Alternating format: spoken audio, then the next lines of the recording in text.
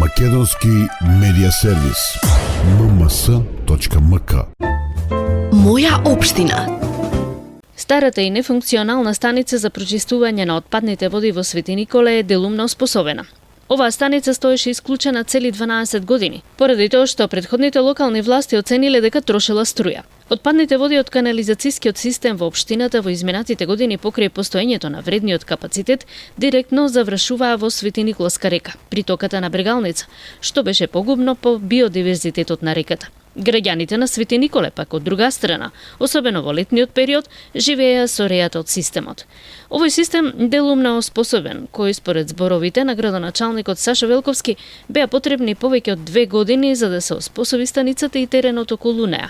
Местото околу станицата, која требаше да служи за прочистување на отпадните води од канализацијскиот систем од градот, беше затрупан со 2600 кубни метри комунален смет, кој што наместо да биде изнесен на градската депонија, завршуваше во кругот на прочистителната станица. Да го доведеме до пристојно место како што доликува на една ваква станица. За рестартирање и ревитализација на станицата вложени се 162.000 евра, од кои 138.000 евра добиени преку ИПА фондот за меѓугранична соработка со Република Грција во рамките на проектот Биореал, 24.500 евра се од Министерството за локална самоуправа, а дополнително вложивме и ние, општина Свети Николе, 25.000 евра со цел оваа активност да ја реализираме како што треба. Со овој грант од Европската Унија и незините граѓани, ние имаме уште поголема обврска да достигнеме повисоки стандарди, критериуми и квалитет на живот на нас и на нашите граѓани. Проектот значи голем исчекор. Овој проект трајно го решава проблемот со отпадните води и придонесува за подобрување на условите за живот на граѓаните, кажа директорот на ЈКП Комуналец Александар Давидков.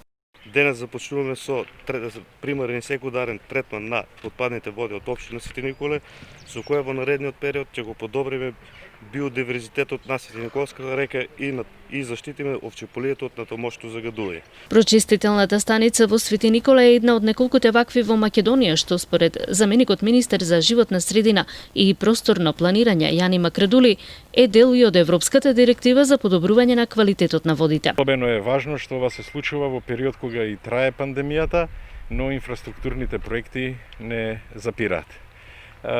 Третманот на отпадни води е еден од приоритетите на владата на Република Северна Македонија и сведоци се јавноста дека во изминатите 3 години се отворија неколку вакви станици за третман на отпадни води во Радовиш, во Струмица, во Кочани, во Кичево и на тој начин, одговорно тврдам, пред почетокот на официјалните преговори со Европската комисија, процентот на население кој ќе биде опфатено со третман на отпадни води ќе биде поголем од многу земји кои што сега се членки на Европската Унија, а во тој момент ги почнувале преговорите со Европската Унија.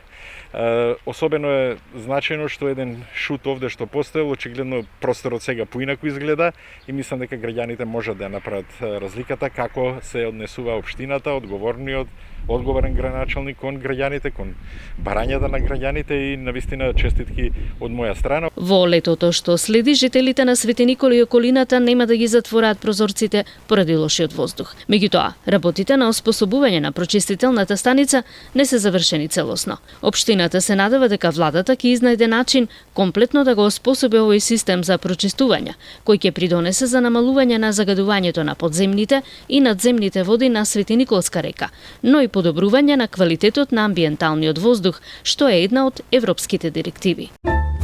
Моја општина. Македонски медиа сервис.